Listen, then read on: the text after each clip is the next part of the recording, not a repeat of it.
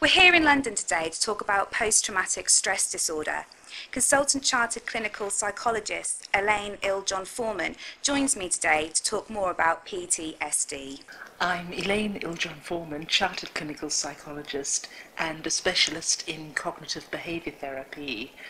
I work in private practice, specialising in primarily the anxiety disorders, so that includes things like phobias, panic attacks, certainly post-traumatic stress disorder and fear of flying.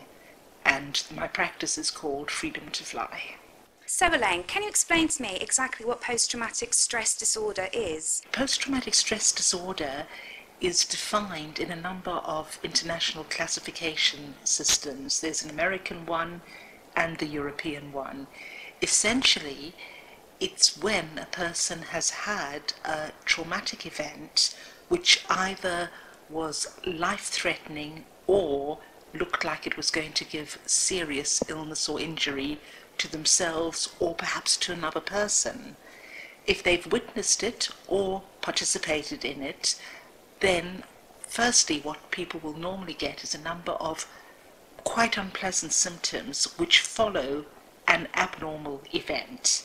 But if these symptoms don't resolve naturally by themselves within a 3-month period and they then continue, that's when one's looking at the possibility of a diagnosis of post-traumatic stress disorder. And how does PTSD develop? I think the important thing is to understand it, that you start off with the normal response to the abnormal event. So if we look at some of the elements, some of the symptoms that there are there, what you'll then find is that you will tend to relive the event in one or more ways, like having unwanted memories or flashbacks during the day or in your dreams, feeling like the trauma is happening again, experiencing physical or emotional or both reactions when reminded of the event.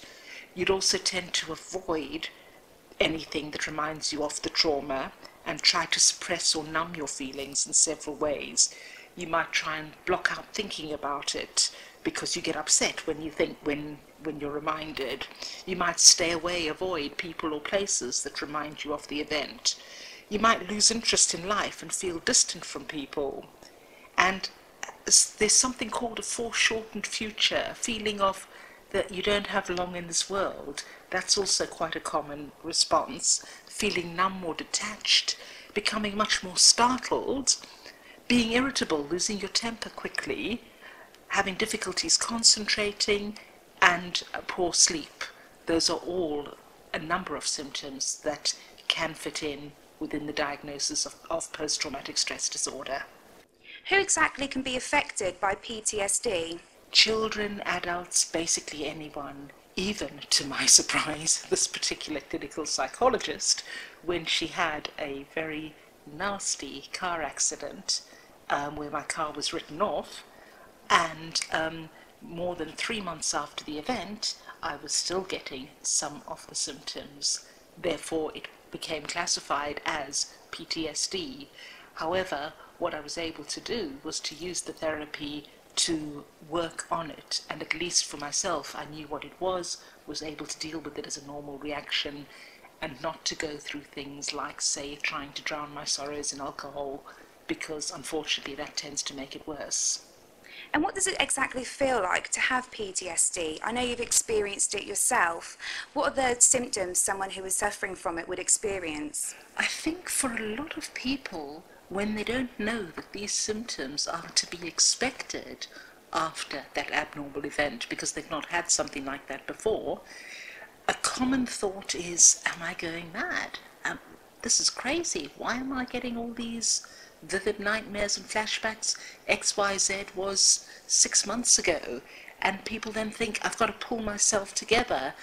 And the more angry they get with themselves, in fact, the more anxious they can then get, and in fact, the worse the symptoms can become. Could you necessarily tell if someone was suffering from PTSD? It is a complicated disorder to diagnose. There's certainly the common features that I've mentioned, but I think that it's quite important, if somebody thinks they might be, that they actually go and get professional help. There's certainly a number of self-help books as well. So if it is, say, comparatively minor, then it could be worthwhile reading through, and there are a number of things that people can do.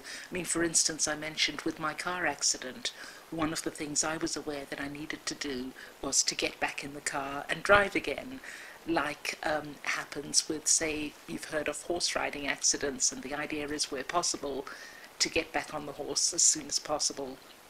Another thing is not to avoid, so the temptation might be in cars to drive another route and avoid the spot where the accident happened.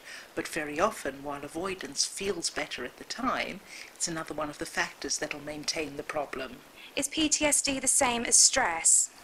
It's a tricky one. I think the thing about stress is that obviously a traumatic event is very stressful.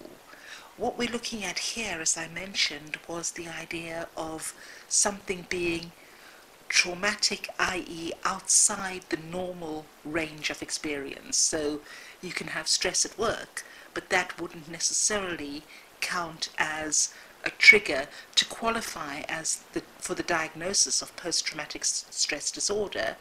It needs to be this potentially life-threatening or serious injury event. And can this condition worsen over time? Yes, in fact, what one of the authors has written is, if untreated, post-traumatic stress disorder can lead to prolonged distress, misery, and even death. It can have a devastating effect on children, and in adults, chronic, i.e. long-term post-traumatic stress disorder can predispose to major personality breakdowns. There's also an increased likelihood of sexual and marital difficulties, and treatment, though, can prevent long-term psychosocial problems like alcoholism, divorce, suicide, violence, and difficulty in holding employment.